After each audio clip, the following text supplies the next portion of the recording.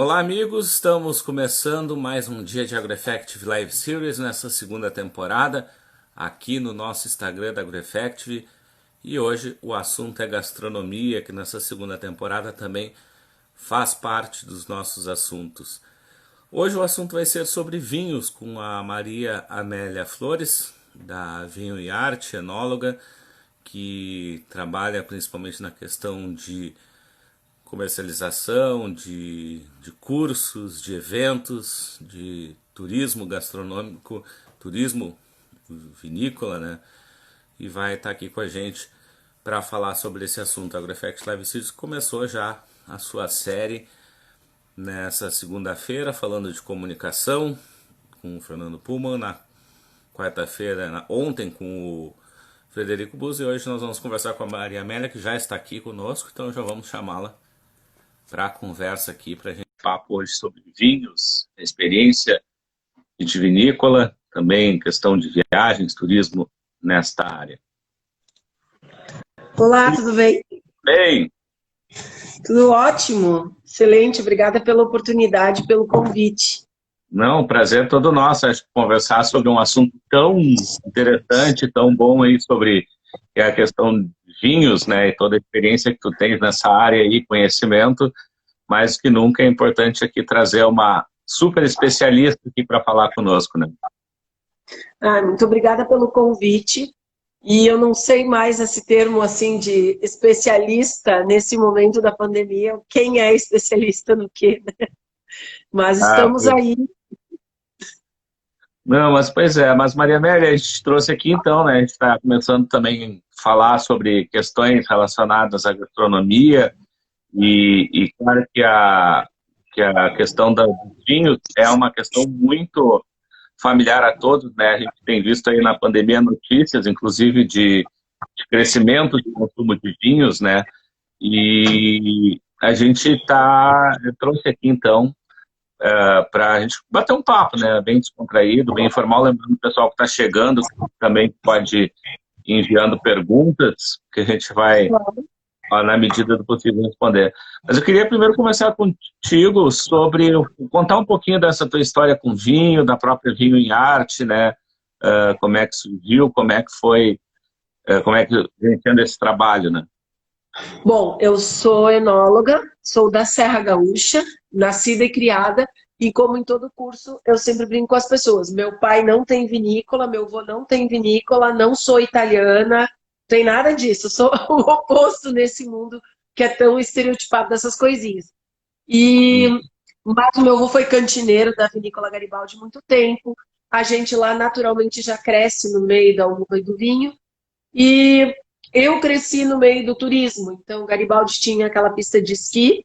Eu cresci desde bebezinha lá dentro, trabalhando e tudo mais. Então, nunca sei também quando é que eu comecei a trabalhar. E depois eu me formei em enologia e acabei me voltando para essa comunicação geral da parte do vinho. Então, eu nunca gosto de estereotipar que vinho se fale só de brasileiro ou só de importado, pelo contrário, só ajustando aqui a luz para ficar melhor. Eu Perfeito. gosto que a gente fale sempre de uma forma geral. E nunca ficou tão evidente o quanto nós precisamos dessa união, né? E na pandemia agora o pessoal está bebendo em casa mais, mas não está bebendo nos restaurantes. Então é relativo se estão bebendo mais, se estão tendo que comprar declarado, não sei, mas estão bebendo mais. Infelizmente, em casa, fechados, beber virou uma fuga, virou um Pois refúgio. é o jeito, né, de também se distrair um pouco, né, com os momentos de notícias difíceis. A gente está nessa situação que não sabe até quando vai, mas é uma distração importante, né? Até eu estava brincando aqui que também a gente tem uma turma do colégio que se reuniu pelo WhatsApp, todo sábado se encontra, né, de forma virtual, né? E todo mundo com a sua tacinha de vinho ali para poder participar junto, né? Mas Sim. como é que tá vendo essa questão, principalmente o mercado nesse momento, né? Como é que ele está reagindo? Como é que qual é a tua avaliação, assim?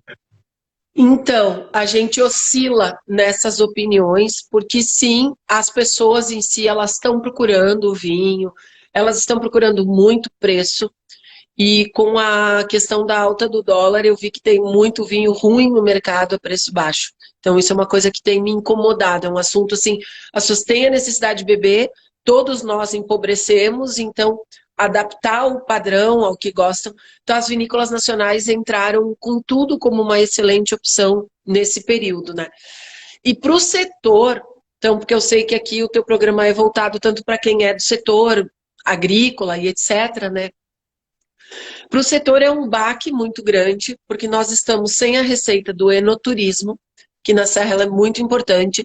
E claro, tem dias que pode abrir. Hoje, agora há pouco, o prefeito de Garibaldi conseguiu que Garibaldi saísse da área vermelha, porque até ontem todas as vinícolas eram obrigadas a estar fechadas para o atendimento.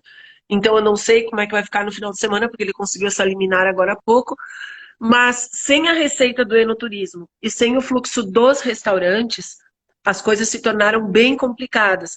Então, por mais que o consumidor tenha boa vontade e tenha colaborado para esse consumo, a questão desses players que são bem, dessa forma de venda de vinho que é bem importante, elas estão bem afetadas.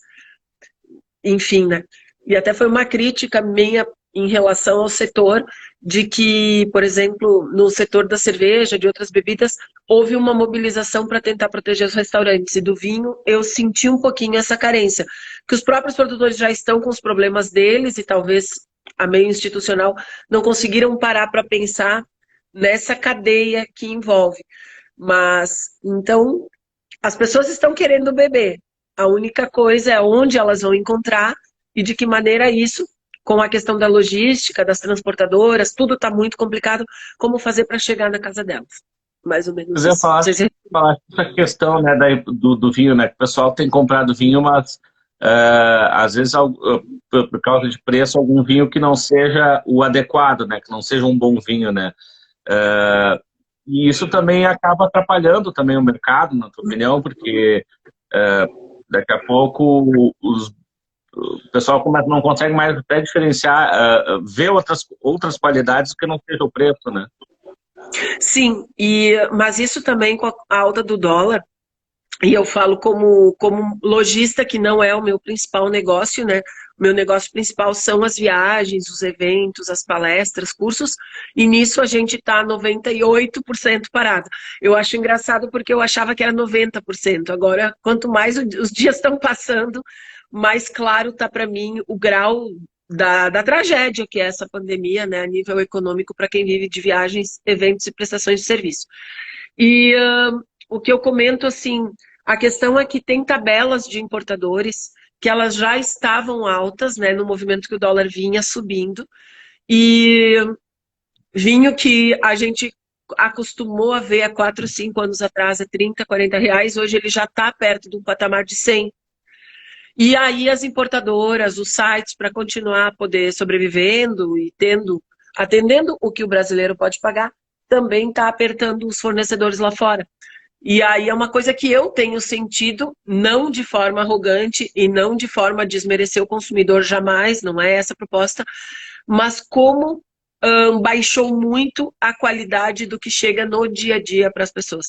Então isso tem sido uma briga minha comigo, até uma briga minha com os importadores, com os sites, comentando isso, né? Exigir qualidade, ok, mas o consumidor também está querendo pagar pouco. Aonde é que fecha essa conta, né? Onde é que fecha essa lógica? É um debate que eu gosto sempre de movimentar.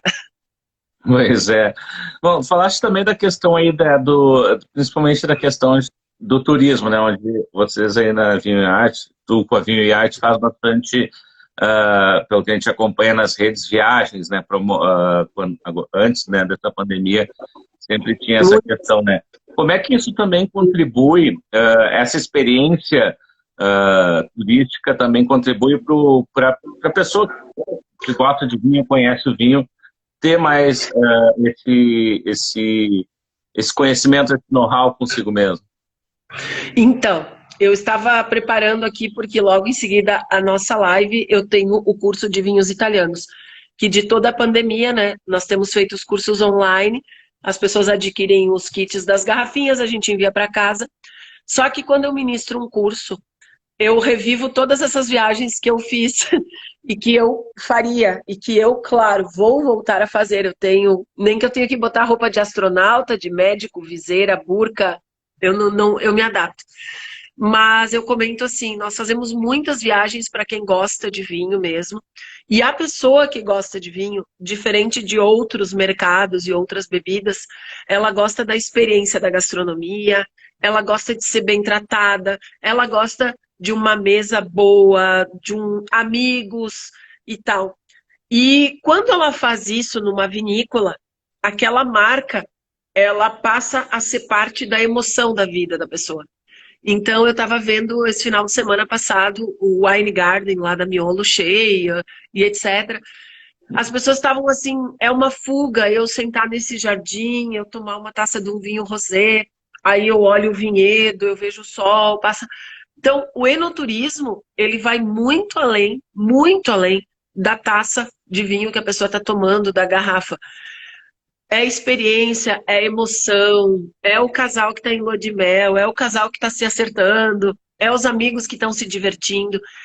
E dessa maneira, a marca de vinho entra no coração da pessoa e ela passa a se sentir parte daquele processo. Eu me lembro quando eu escrevi o livro do enoturismo, que foi uma frase do Adriano Miolo. A pessoa passa a se sentir dona da vinícola. Se sentir assim, um pedaço, que ela tem uma responsabilidade em manter aquela empresa aberta, em prestigiar aquele produto que tem uma memória afetiva tão boa. Então, o enoturismo para o marketing do vinho, ele é determinante, fundamental.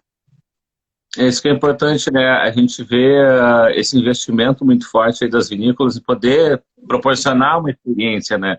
Não só vender um produto, mas vender a sua marca, como disseste, entrar no coração das pessoas, né? Sim, o vinho entra. Então, esses dias a gente estava falando num curso aqui, né? O vinho a gente já serve numa taça de cristal transparente. Quando a gente fecha os olhos e imagina vinho, é a cena da família italiana falando alto, todo mundo comendo, a mesa cheia de comida, as crianças correndo ao redor, ou o casal romântico comemorando, ou a pessoa sozinha, que tem vários filmes femininos super divertidos, que ela está em casa, vendo a sua Netflix, ou lendo o seu livro, tomando a sua taça. Então, assim, ó, o vinho, ele anda junto com a emoção. E a emoção do encontro, coisa que a gente não pode fazer durante a pandemia, a emoção da viagem, de ver o vinhedo. E no meu caso, que eu estava com o calendário das viagens internacionais muito bem feito, tanto que eu voltei da Bodega Garzon, a gente esteve lá com a grande festa da Garzon do Francis Mallmann no dia 8 de março. Então, é tudo muito perto e muito longe.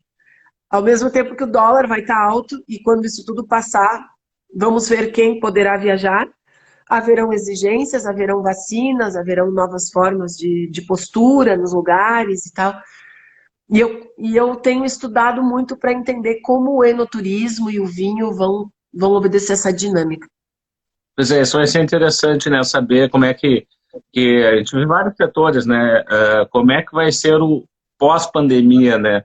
E é um setor também que vai precisar se adaptar, vai precisar ter, de repente, de reinventar em algumas partes sobre isso, né? Sim, o seu Adolfo Lona hoje compartilhou um material que eu adorei e depois eu fiquei estudando sobre o governo argentino ter permitido as vinícolas abrirem e como vai ser o funcionamento para a recepção das pessoas lá. Então, assim, muita reserva prévia, vai se tornar mais caro viajar para as vinícolas? Vai, porque elas vão ter que atender metade da capacidade. A questão do álcool gel, máscara, luva, blá, blá, isso aí já virou até assim, já é obrigação, né? Aqui tá cheio. Aqui não tem só álcool gel, né? Aqui tem álcool líquido, ó. É engraçado. Mas eu digo assim, essas coisas foram se tornando já quase clichê.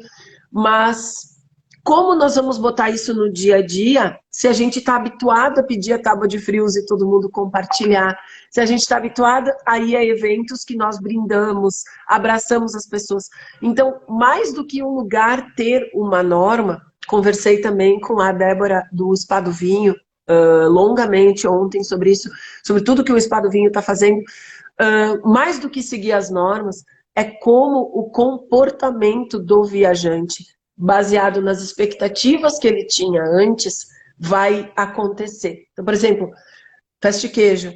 Como vai repetir um evento como Festa de Queijo? Não sei se isso vai voltar a existir. Como nós vamos fazer uma feira de vinhos com todo mundo de pé, brindando e taça, e se serve da água, o outro pega a garrafa. Então, sempre que eu discuto muito na parte de consultoria o protocolo técnico do turismo do vinho, eu também me preocupo sobre a atitude da pessoa embriagada depois, né, na festa, etc., diante dessas normas. O que vai vir?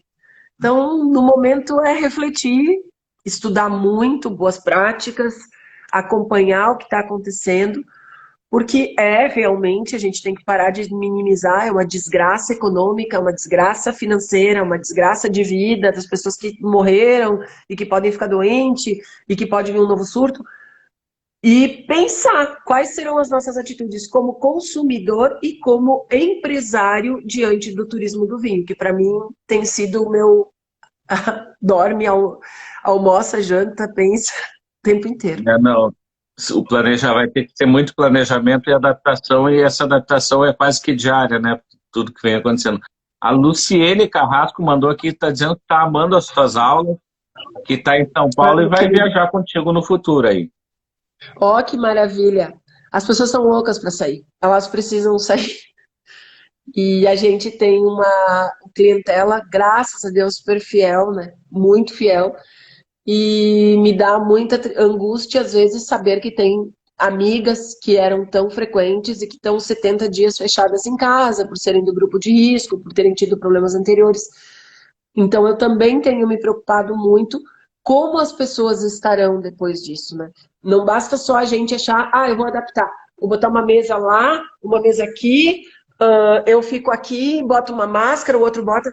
Mas qual é a expectativa que a gente tem quando a gente sai? O que a gente busca, né? Então, quais serão os nossos novos sonhos e os nossos novos objetivos? Essa é uma outra preocupação que eu tenho tido. Verdade. Até falando nos cursos, né? Como é que também tem sido essa diferença do curso online, né? Em relação ao presencial, né? Porque a gente sabe que, além de tudo, também o presencial tem essa troca, tem essa conversa maior entre as pessoas, né? Mas o momento é do online, né? Sim, o momento é online e é muito doido. O online tem que ter uma experiência a mais, senão nós viramos mais uma fala na tela. E eu brinco com as pessoas que o online que eu propus desde o início da pandemia é um online tridimensional, porque como a pessoa recebe em casa as garrafinhas pequenas, né? Eu estou aqui com o material do curso de vinhos italianos, que vai começar daqui a pouquinho. Ela abre, ela monta uma mesa, ela seleciona suas taças, depois ela vai lavar a louça, mas enfim. E isso fez com que as pessoas recebessem em casa uma experiência completa. Então, eu nem sei se o nome seria curso, mas eu tive um casal maravilhoso, que eles comemoraram 35 anos de casado. Aí pediram para que eu fizesse a live no domingo, e aí convidaram amigos. Aí a gente mandou os kits para os amigos na casa das pessoas, por exemplo, e nós fizemos o bate-papo, e eles gostaram do tema Argentina, acho que tinha a ver com a vida deles também, o destino e tal. Então eu vi que eu entreguei para as pessoas muito mais do que uma informação em um momento. Foi uma forma de, mesmo enclausurado, estar pensando que vai existir vida lá fora. Então, também tenho conversado com o terapeuta, com médicos, amigos nossos e tal, o quanto é importante nós estarmos com a mente equilibrada para passar isso tudo, né? E tu receber em casa uma experiência gostosa, não precisa ter os melhores vinhos do mundo, se não tem condição de comprar o nosso curso, a pessoa comprar uma comida diferente, receber coisas diferentes, movimenta os sentidos, movimenta a ligação externa, a mente, as memórias das viagens, dos bons momentos, e é isso que a gente acaba vendendo com o curso, muito mais do que só a informação. Toda uma experiência importante, né? Maria Amélia, uma questão que sempre se levantava, eu me lembro isso desde o tempo que eu era repórter e fazia sempre as notícias do agronegócio, no qual também os vinhos que tinha, né? E a gente vê até hoje, questão tipo o vinho brasileiro versus o vinho importado, né? Que acaba sendo uma questão que se coloca. Até o pessoal, quando tira uma foto, gosta de tirar uma foto de um vinho chileno, um vinho argentino, um vinho português, italiano. Mas o vinho brasileiro tem sido um vinho que tem crescido muito e tem coisas maravilhosas também, né, produzidas Excelente. aqui no país. E aí eu tenho uma outra história, né? Porque eu sou a sobrevivente da pandemia. Eu passei na Lombardia em dezembro, voltei gripada. Uma hora eu vou fazer exame para ver se tive corona ou não. Em dezembro. E depois eu fiz 2 tours para o Uruguai e 2 para a Argentina. E na semana antes de dar o fechamento direto, eu faço muito passeio para a Serra Gaúcha. Mas eu estive com um casal maravilhoso num passeio privado pelas melhores vinícolas da Serra. E como eu vinha, Itália, um monte de vindima na Serra, vindima no Uruguai, vindima na Argentina, aquela semana foi quase como se fosse fazer uma conclusão, né? Então, quando a gente chega na Serra Gaúcha, nós não perdemos em nada para o enoturismo mundial. Pelo contrário, e não é um ufanismo barato, porque eu sou bem crítica quando tem que ser. As vinícolas chegaram num grau de excelência, aliado à qualidade das cidades, os jardins, os cuidados, os vinhedos, as propriedades rurais bonitas, que lá pelas tantas, você se sente em qualquer lugar do mundo que tivesse vinho. Tem um momento da mesa, isso eu gosto de falar quando tenho os clientes, que tudo se torna igual, que tudo se torna maravilhoso, tudo se torna num grau de excelência. Então, quando a gente visita uma alma única, a pequenina lá, Dom Laurindo, o próprio Jardim da Miolo, que eu citei, o Jardim da Cavigais, eu poderia falar milhares de marcas, eu tô citando assim as que eu lembro agora.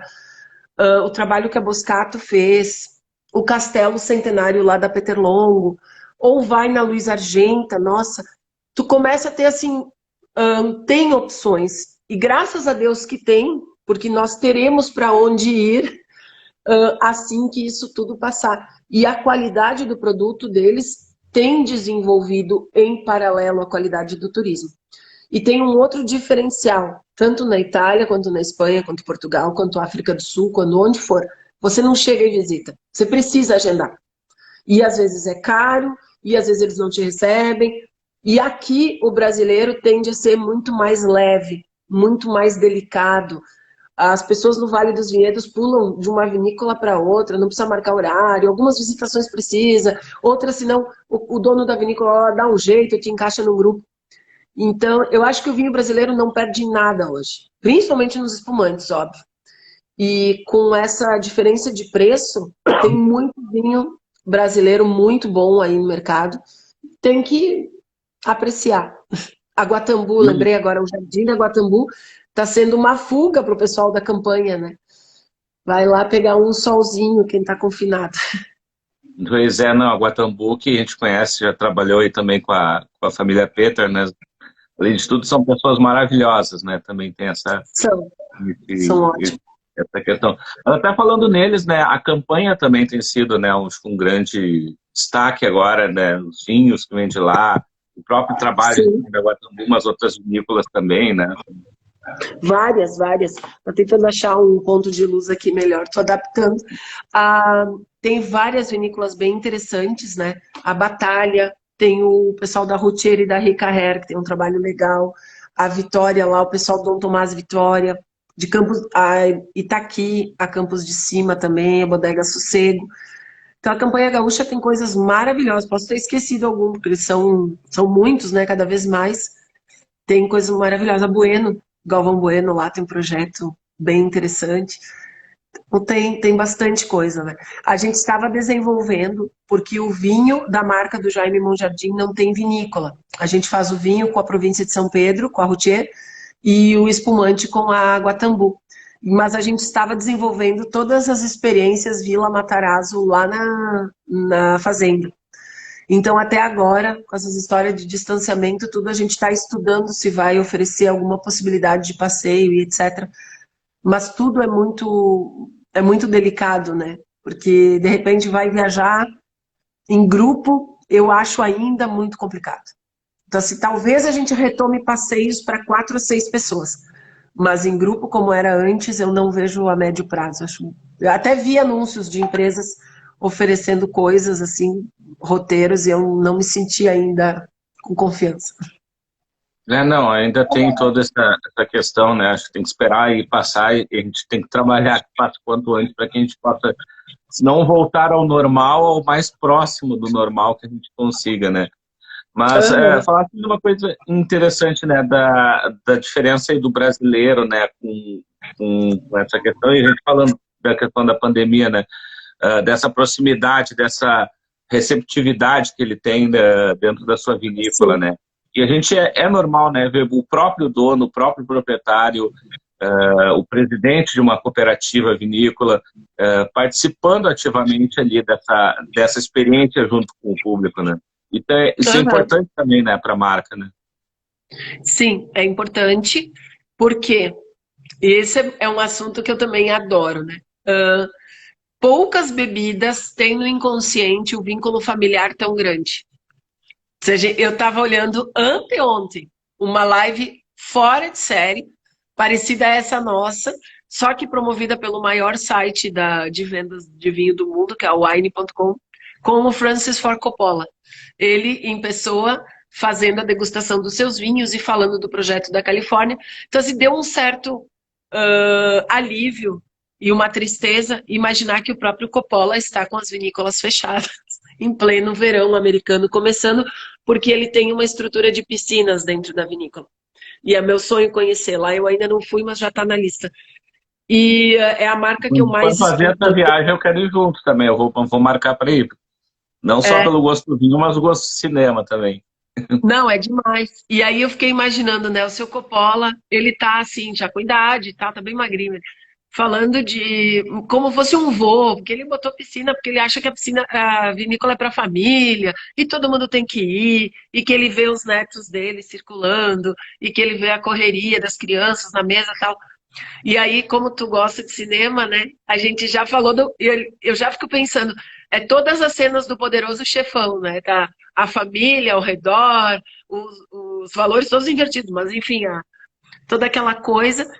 E tu imagina, né? Então, o valor familiar do vinho tá no inconsciente mundial, tá no inconsciente do filme, tá no inconsciente da imagem do italiano, né? De tudo. Então, eu achei muito legal ele e próprio falando do vinho como uma coisa de família. Eu disse, olha só, o cara que botou Marlon Brando para ser o grande capo vê o vinho dessa forma também, né? Achei bem interessante. Pois não, é bem legal, assim, acho que experiência, né, lá nos Estados Unidos, que tem o seu vale lá, né, até eu me lembrei daquele filme Sideways também, que faz Isso. todo um passeio, né, pelo O vale lá, o Sideways é Napa Valley. bastante. Isso.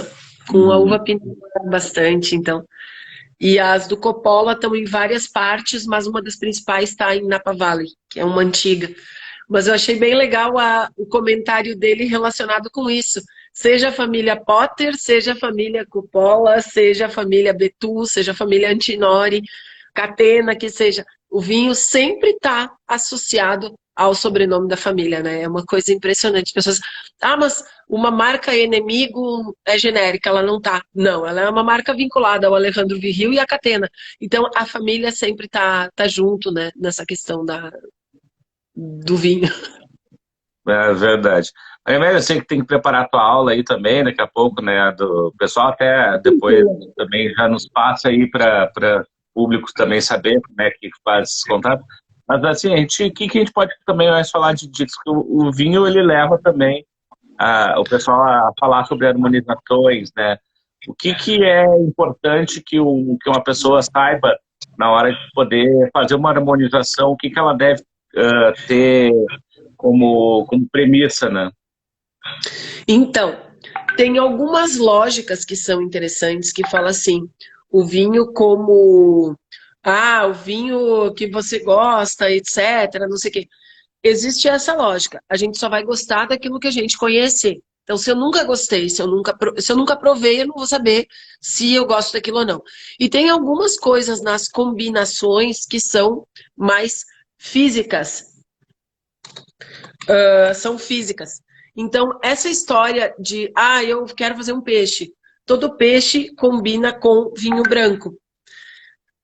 Sim, Por quê? Porque o peixe tem alguns elementos de sabor e etc., que quando, de composição, como é o iodo e etc., que quando servido com o vinho, nós temos um gosto metálico na boca. Então não é só uma questão de, é frescura, combina ou não combina. Não é frescura. Tem coisas no vinho que são lógicas, físicas, naturais. Então, geralmente, quanto mais leve, quanto mais delicada a comida, mais leve, mais delicado o vinho. E aí tem um dos cursos que a gente faz que tem sido muito divertido, que é o vinho e chocolate. E que passa essa questão das texturas, porque o chocolate pode te convidar a provar ou só gordura ou só tanino. E a outra harmonização, que eu tô louca para voltar a fazer, estou estudando em que formatos será, é copipi. Por exemplo, comida tailandesa. Porque a comida tailandesa, e se a pessoa vai fazer em casa, ela tem pimenta, ela tem muitos vegetais, ela tem todas aquelas especiarias que eles usam nas, entre aspas, no caminho das Índias, além das ostras, além do camarão, além da carne de porco às vezes misturada, e o elemento da pimenta e o agridoce. Então, se alguém quer fazer uma experiência gastronômica mesmo, esse tipo de comida asiática, ele faz com que a gente passe pela harmonização das temperaturas dos elementos, porque a pimenta, ela tem uma relação com a temperatura, então ela te esquenta, logo tu vai ter que tomar alguma coisa gelada, não é só sabor. Ela tem os aromas da comida, os aromas dos vinhos, os aromas todos que juntam. Então, para mim, a experiência de harmonização ela é muito importante. Ela não é uma questão da gente pegar e ser tudo ao pé da letra. Não, porque quando a gente está bebendo, pelo amor de Deus, chega de querer dar regra para as pessoas num momento bonito, que é tu curtir e descansar um pouquinho. Mas eu acho sempre bacana comentar isso. Tem coisas que são mais lógicas e outras que são já de gosto pessoal. Então é bem relativo. Perfeito. Então, para a gente finalizar, como é que o pessoal consegue acessar aí para estar em contato com os teus cursos, com as tuas viagens, assim que elas voltarem e que vão voltar? Eu espero que volte. Eu preciso que elas voltem. Preciso emocionalmente que elas voltem. Então, aqui no Instagram me seguir no Vinho e Arte, e ali tem todos os nossos contatos, tem o site já com os cursos, etc.